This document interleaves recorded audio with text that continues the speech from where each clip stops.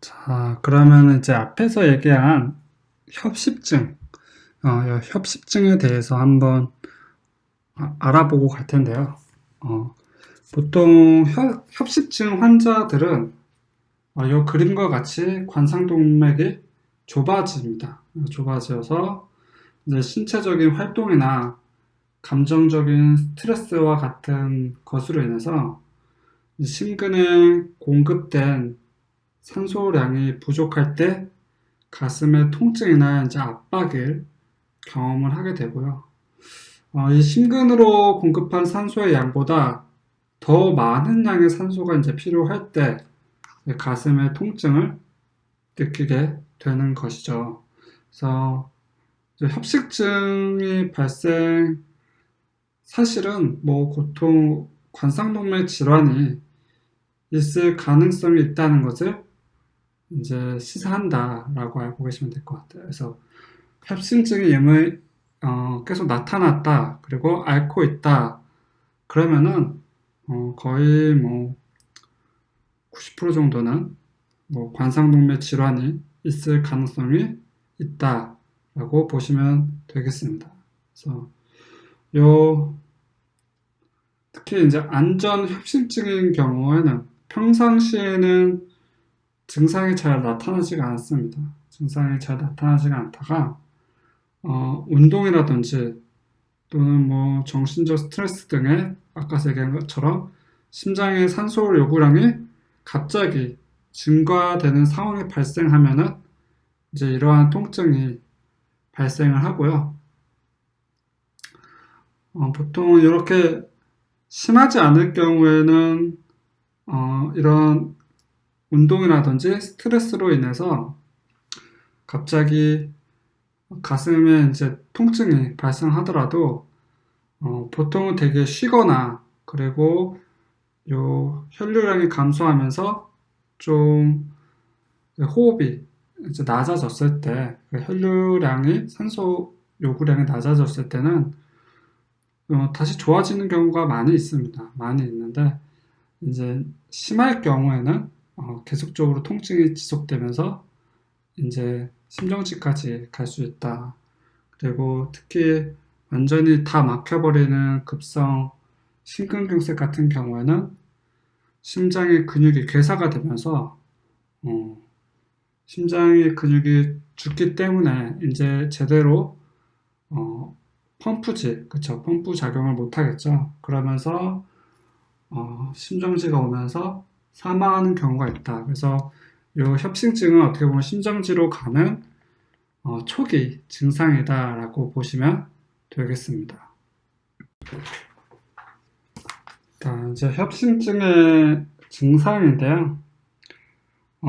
협심증의 보통 통증 같은 경우에는 이제 가슴의 중앙이나 약간 좌측 부위에서 발생을 합니다. 그리고 이제 통증이 전이 되는 경우도 있는데 이제 턱이나 팔 또는 상복부 같은 부분으로 전이가 나타나기도 하고요.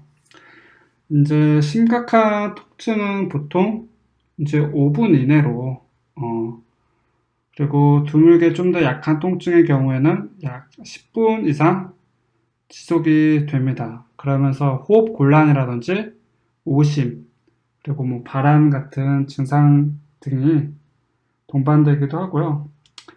이제 이러한 통증은 휴식 등으로 이제 심장에 산소 요구량이 이제 감소되거나 아니면은 심근에 이제 산소 공급을 증가시키면은 보통 다 소실이 됩니다.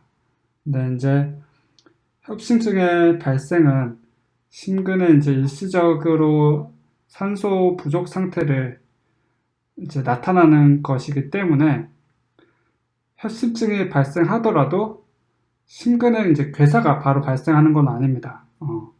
따라서 이제 협심증만으로는 환자가 사망에 이르거나 또는 심장에 영구적인 손상을 주진 않아요. 그러면 관상동맥이 좁은 상태이기 때문에 산소나 영양분이 갈 수 있는 거지, 이제 못 가는 건 아니죠. 완전히 막혀서 이제 심근이 괴사하는 건 아니기 때문에 보통 환자가 사망을 한다거나 심장 근육이 괴사하는 영구적인 손상이 나타나지는 않는다라는 거고요. 그러나 이런 협심증은 이제 발생은 어떻게 보면 관상동맥 질환이 어느 정도 진행되었다는 것을 암시하는 것이기 때문에 만약 이러한 증상이 나타났다 그러면 지속적으로 병원에서 처치를 받아야 된다라는 것을 암시를 하는 거고요. 보통 이 협심증을 처치하는 방법으로는 여러분들이 크게 해줄 수 있는 건 없습니다. 크게 해줄 수 있는 건 별로 없고, 이제 협심증을 이제 보통 경험했던 환자의 경우는 니트로글리세린과 같은 처방약이 있어요.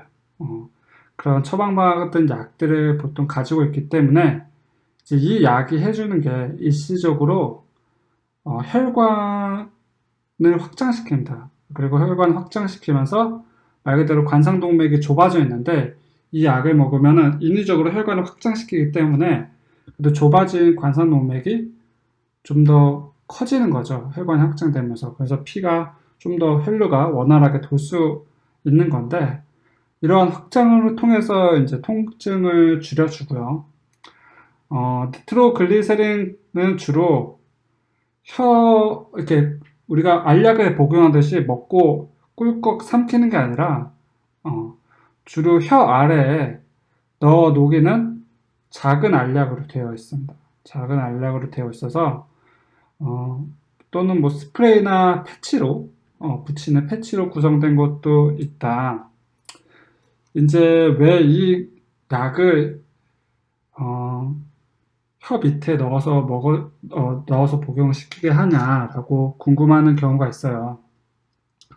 우리 혈관이 그나마 몸에 피부에서 가장 가깝게 나와 있는 부분이 혀 밑입니다. 여러분들이 혀를 이렇게 들어서 거울을 보면은 이 혈관이 되게 잘 보일 거예요. 혀에 있는 혈관이.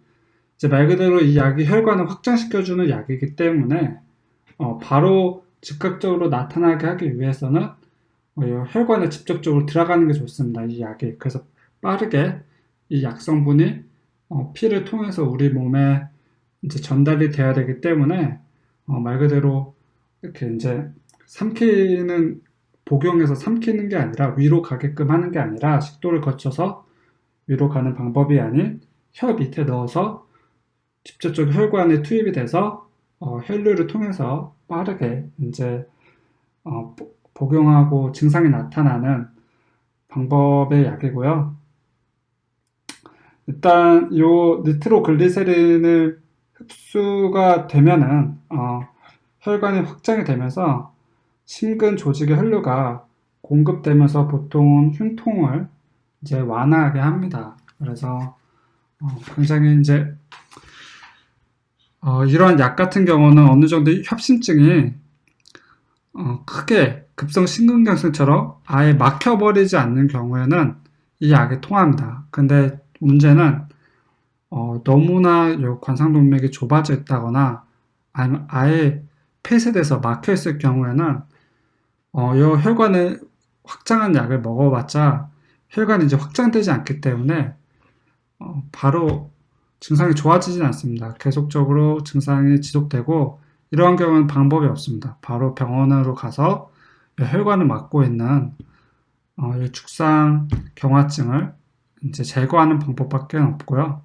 우선 그냥 협심증 환자다. 그럴 경우는 이런 방법을 통해서 여러분들이 처치를 해주면 된다라고 알고 계시면 되겠습니다. 이번에는 급성 심근경색증입니다. 급성 심근경색증은 이제 관상동맥 내에 죽상 경화증이 진행되어서 이제 요 혈관이 죽상반의 파열이나 혈액 응고로 관상동맥에 아예 막히는 상태를 말하는데요.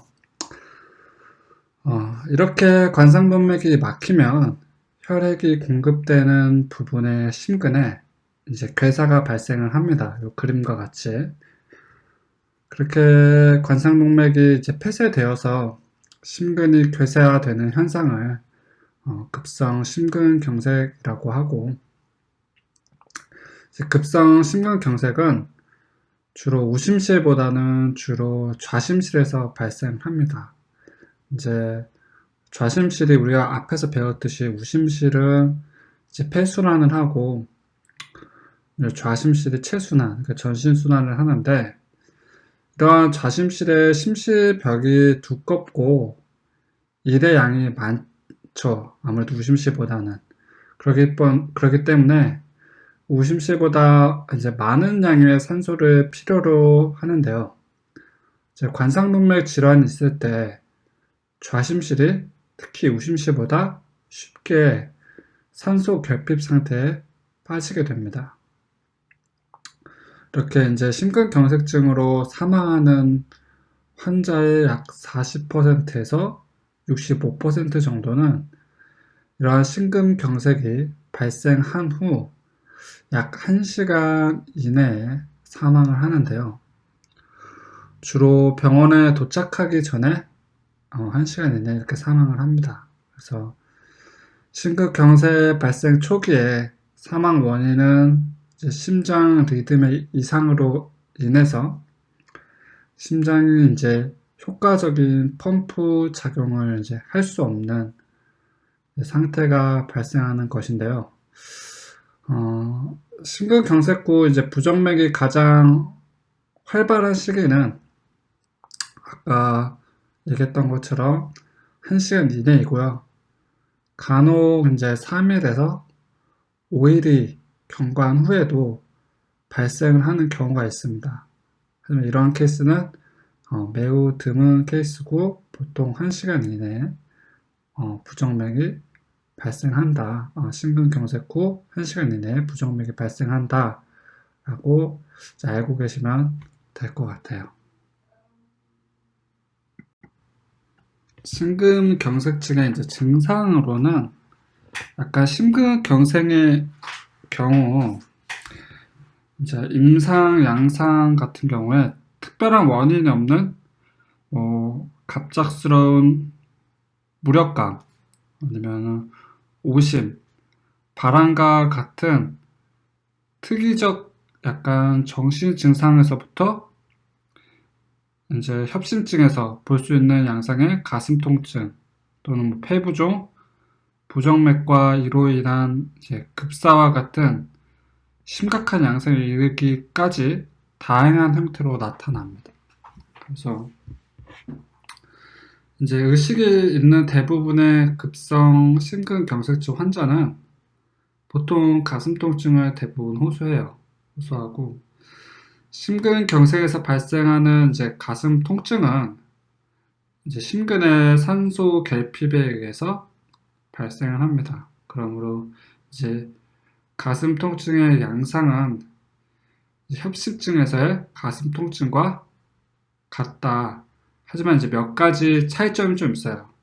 첫 번째로 심근경색의 통증은 협심증보다 오래 지속됩니다. 보통 협심증은 앞에서 얘기했던 것처럼 통증이 약 5분을 보통 초과하지 않는 반면 충분히 쉬면은 점점 상황이 좋아집니다. 근데 심근경색 같은 경우는 혈관이 아예 관상동맥 막혀서 심장에 괴사가 가는 거기 때문에 이제 심장 통증이 보통 30분 이상 지속될 수 있으며 이제 심할 경우 수시간 동안 굉장히 오랜 시간 동안 지속될 수가 있다라고 보시면 되겠고, 두 번째로는 협심증과는 달리 심근경색의 통증은 이제 운동이나 정신적 스트레스와 전혀 연관이 없어요.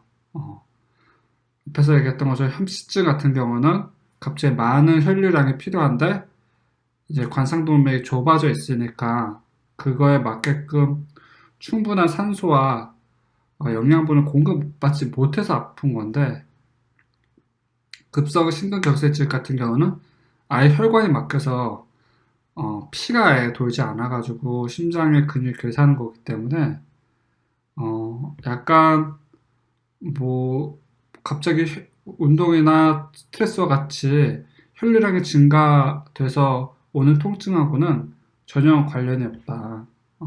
그래서 심근경색의 통증은 이제 잠에서 깨는 순간이나 앉았다, 뭐 일어나는 순간, 그리고 또는 뭐 조용한 독서를 하는 순간 등 우리의 일상생활에서 언제라도 갑자기 발생할 수가 있어요. 이렇게 딱 관상동맥의 괴사가 시작되면은, 관상동맥이 막혀서 심장의 괴사가 시작되면은. 그다음에 차이점으로 세 번째가 심근경색의 가슴 통증은 휴식이나 이제 니트로글리세린, 아까 얘기했죠. 혀 밑에 넣어주는 약, 그 투여로는 소실되지 않는다. 혈관이 아예 막혀 있는 거기 때문에. 그래서 협시증에서는 휴식을 취하거나 니트로글리세린을 혀 밑에 투여하면 보통 수분 이내 통증이 소실되고 점점 나아지지만, 심근경색에서의 휴식을 취하면은 아무리 휴식을 한다고 해도 심근의 이제 허혈 상태가 해소되지 않는 거기 때문에 통증이 지속적으로 이제 계속된다라고 보시면 되겠습니다. 그래서 이제 처치 방법으로는 뭐 방법이 없어요. 최대한 빨리 병원으로 가는 건데, 뭐 적절한 응급 처치와 이제 신속한 이송으로 심시세동이죠. 심정지에 의한 초기 사망을 줄여야겠고요.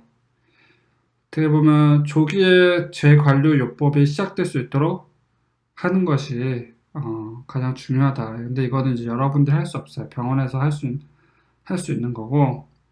그래서 이제 구조자나 환자나 이제 환자가 흉통이 발생했을 때는 구조자는 이제 전문 응급 의료 요원의 도움을 받을 수 있도록 이제 빨리 119에 신고하고 병원으로 이제 이송되는 동안 뭐 흉통 양상을 확인한다든지, 그리고 심장 리듬을 뭐 기록한다든지, 그리고 갑자기 심장이 멈췄을 때는 적절한 응급 처치가 이루어지도록 도움을 주는 방법밖에 없다.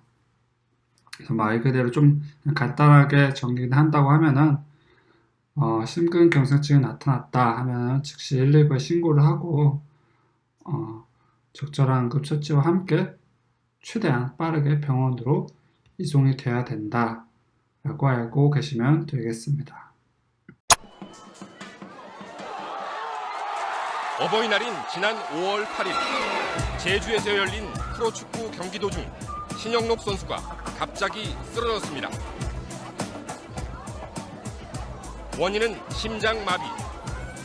지체 없이 심폐소생술이 시행됐습니다. 일단은 환자분이 의식이 없었고 트레이너가 호흡이 미약하다고 해서 같이 기도 유지하고 흉부 압박을 한 상태예요. 곧바로 병원으로 옮겨진 신영록 선수는 재세동 치료, 즉 전기 충격요법을 통해 심장 박동이 회복됐습니다. 맥박은 잡히지 않았고요. 심전도상에서는 심실세동의 리듬이 관찰돼서 저희가 기본 심폐소생술을 인계받으면서 재세동 치료를 총 4회를 해서 심박동을 회복시켰습니다. 신영록 선수는 현장에서의 신속한 응급조치 덕분에 50일 만에 의식을 회복하며 목숨을 건졌습니다. 심장마비는 쓰러진 뒤 4분 안에 응급조치가 이루어지느냐가 관건인데, 그래서 이 시간을 기적의 4분, 운명의 4분이라고 부릅니다. 이 4분 안에 이뤄져야 하는 조치와 그 효과를 취재했습니다. 지난달 25일 국가대표 출신인 유상철 감독이 이끄는 춘천기계공고와 갑천고의 축구 경기가 열렸습니다. 경기가 종반으로 치닫던 후반 28분, 양팀 선수가 공중볼을 다투다 갑천고 선수가 그라운드에 쓰러지면서 머리를 부딪혀 의식을 잃었습니다. 맥박이 약해지고 호흡도 불규칙한 위험한 상황.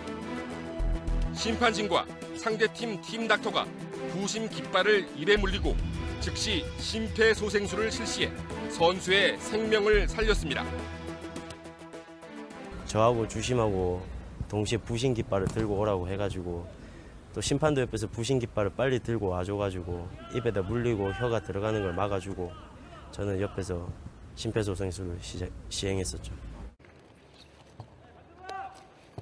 의학을 전공한 상대편 팀 닥터가 현장에 있었기에 가능한 일이었습니다. 하지만 우리나라 학교 축구부에서 팀 닥터를 두고 있는 곳은 불과 몇 곳에 지나지 않습니다. 저도 마찬가지로 선수 생활을 할 때 굉장히 많이 다쳐봤고 또 닥터가 있는 거하고 또 없는 거하고는 굉장히 큰 차이가 있기 때문에 그래서 저는 조금 힘들더라도 그 교장선생님한테 말씀을 드리고 닥터를 쓰기로 결정을 한 거죠. 지난 2000년 4월 18일 롯데 소속 임수혁 선수가 프로야구 경기 도중 갑자기 쓰러졌습니다. 맥박도 없고 호흡도 없는 전형적인 심장마비 증세였지만 현장에서 취해진 조치는 헬멧을 벗기는 것 외에는 없었습니다. 그렇게 수십 분을 보낸 뒤 병원에 도착했지만 임 선수는 결국 뇌사 판정을 받고 식물인간으로 10년을 지내다 지난해 숨졌습니다. 반면 신영록 선수는 심장마비로 쓰러지자마자 전문 트레이너와 의료진에 의한 심폐소생술이 진행됐습니다. 또 7분 만에 병원에 도착해 치료를 받으면서 50일 만에 의식을 회복하고 현재는 재활 치료를 받고 있습니다. 존엄성을 지킬 수 있는 선에서 돌아왔다는 거는 그건 초동 대처를 했던 분한테 뭐 아무리 칭찬을 드려도 그거는 모자르지 않다고 생각을 합니다. 참 잘하셨고 그 양반들이 결국에는 신영록 선수의 생명을 구한 거죠. 신영록 선수처럼 심장 마비가 온 심장의 모습입니다. 심장으로 피가 들어오는 위쪽 심방은 힘차게 뛰고 있지만 심장 밖으로 피를 내보내는 아래쪽 심실은 가늘게 떨기만 할 뿐 펌핑 작용을 못하고 있습니다. 심실 세동, 이른바 부정맥입니다. 정상적인 심장 박동과 비교하면 확연히 차이가 납니다. 이 때문에 몸에 피가 흐르지 않게 되고 특히 뇌에 산소 공급이 중단되면서 사망에 이르게 됩니다. 뇌라는 것은 이 산소에 상당히 민감한 조직이기 때문에 처음에 한 3, 4분만 혈류가 안 가게 돼도 이제 뇌 손상이 시작됩니다. 특히 한 10분 정도가 지나게 되면 뇌사의 가능성이 많아질 정도로 뇌의 기능이 많이 손상돼서 그 이후에는 심장 기능이 돌아오더라도 뇌 기능이 상당히 저하되거나 후유증을 남기는 경우가 많게 되죠. 그렇다면 심장마비로 쓰러진 사람에게는 어떤 조치를 해야 하는 것일까? 먼저 의식과 호흡 여부를 확인한 뒤 곧바로 119에 신고를 하고 주변 사람들에게 도움을 청해야 합니다. 그리고는 바로 가슴 압박에 들어갑니다. 가슴의 정중앙 부분을 5cm 정도 깊이로 눌러줍니다. 속도는 1분에 100에서 120회 정도. 압박을 하기 위해서는 환자의 심장과 저의 손꿈치, 그다음에 팔꿈치, 어깨가 수직이 되는 이런 방향으로 하셔야 되고요. 가슴 압박을 할 때 이 팔꿈치가 굽혀져서는 안 되겠습니다. 그러면 다시 잡고 이후 인공호흡과 병행하면 더 좋지만 상황이 여의치 않다면 가슴 압박만 계속 실시해도 충분합니다. 심장 정지가 되면 몸의 기능이 일시적으로 멈추기 때문에 평상시 같은 산소 농도가 필요하지 않습니다. 그래서 더 적은 산소 농도가 필요하기 때문에 오히려 산소 공급하는 것보다는 가슴 압박으로 혈류를 공급하는 것이 더 중요하다. 만약 자동 제세동기라고 불리는 전기 충격기가 주변에 있다면 패드를 양쪽 가슴에 엇갈리게 붙이고 기계에서 나오는 지시에 따라 전기 충격을 실시합니다. 주황색 충격 이후 다시 가슴 압박을 해야 합니다. 가슴 압박으로 다시 이런 과정을 반복하는 동안 구급대원이 도착해 환자를 인계하면 생존율을 크게 높일 수 있습니다. 이런 대로 전- 자, 앞에서 이제 심정지의 사례에 대해서 한번 봤는데요. 심정지가 발생했을 때 얼마만큼 이렇게 빠르게 대처하느냐에 따라서 그 환자의 생사가 이렇게 분명하게 갈립니다. 그래서 이제 심정지에 대해서 정의를 내려보면은 원인에 이제 관계없이 심장의 박동이 정지되어서 발생하는 일련의 상태를 이제 얘기를 합니다. 예, 심박동이 이제 정지가 되면은 모든 이제 우리 세포 조직으로의 혈류가 중단이 되죠. 그러면서 조직의 기능이 세포 조직의 기능이 정지가 되고요. 이제 문제는 이러한 상태가 계속되면은 결국에는 세포가 괴사되어 결국에 사망에 이르게 된다. 그래서 심정지가 발생하면 이제 심폐소생술 등의 이제 의학적 수단을 동원하지 않고서는 이제 생명을 유지할 수가 없습니다. 그래서 심정지와 심폐소생술에 의한 이제 소생 과정을 이해하려면 먼저 심정지의 발생 과정과 심정지에 의해서 발생하는 일련의 변화를 잘 알아야겠죠. 먼저 심정지 직후 환자는 이제 가역적인 임상적 사망에 빠지게 되는데 보통 심정지 상태가 약 5분 이상 지속되면 이제 생물학적 사망의 상태가 됩니다. 그래서 임상적 사망 상태에 있는 심정지 환자를 이제 소생시키기 위해서는 응급처치를 이제 심폐소생술이라고 하고요. 그러니까 임상적 사망 상태에 있는 환자를 소생시킬 수 있는 응급처치가 이제 심폐소생술이다. 그래서 현재 이제 와 같이 이제 심정지 환자의 흉골 부위를 반복적으로 압박을 하고 인공호흡을 하는 이런 심폐소생술 방법이 도입된 것은 정확히는 한 1960년대 정도 이렇게 도입이 됐고요.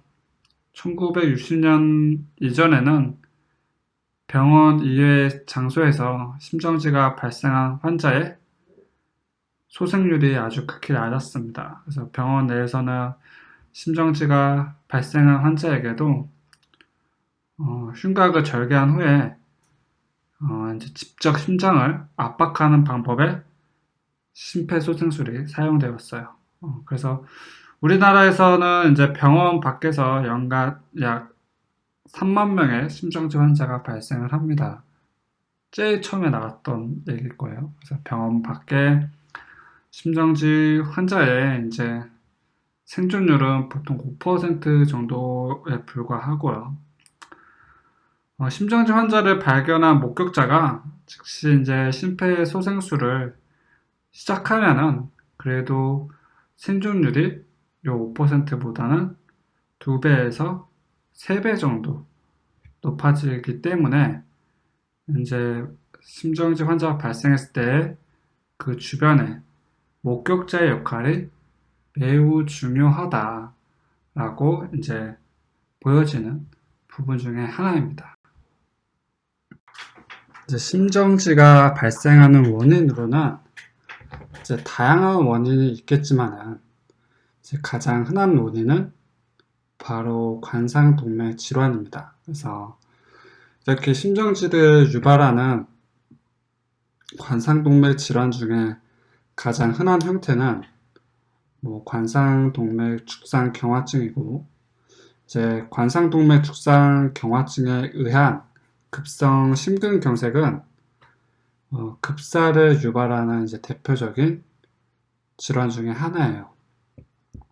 그래서 먼저 심근경색이 발생하면은 경색된 부위 심근에서 발생하는 심실세동 등이 이제 급사의 원인이 될 수가 있고, 이러한 심근경색 부위가 광범위하면은 이제 좌심실의 수축 기능 부전으로 인해서 심정지가 발생할 수 있습니다.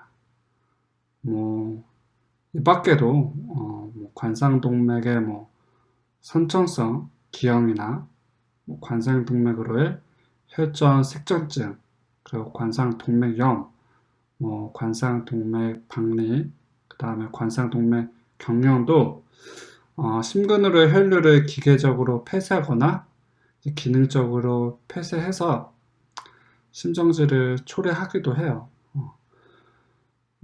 이러한 이제 관상동맥 질환 말고도 비심장성 심정지의 경우에는 심장이 이제 정상적인 기능을 유지를 하더라도 다른 장기의 기능 부전에 의해서 2차적으로 심정지가 유발되는 경우를 말하는데, 그 원인으로는 우리 폐에 의한 질환이라든지 아니면 기도가 어떠한 이물질에 의해서 인위적으로 기도가 막혀서 이러한 기도 폐쇄에 의한 호흡 부전에서 나타난다고 이제 예를 들 수 있겠습니다.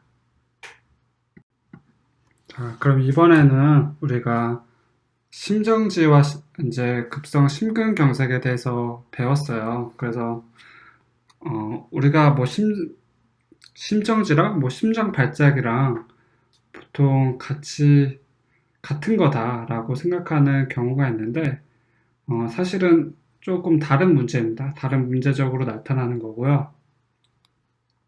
즉, 구분을 굳이 한다고 하면은, 심정지는 이제 전기적인 문제입니다. 그래서 심정지는 이제 심장이 정상적으로 작동하지 않고 예기치 않게 이제 심장 박동을 멈출 때 발생을 하고요.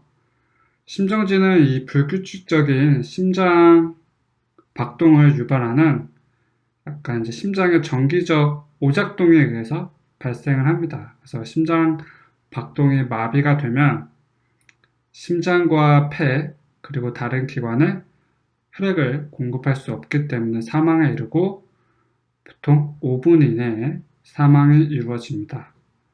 그래서 보통 심정지가 발생하면은 어떤 일이 일어나는가?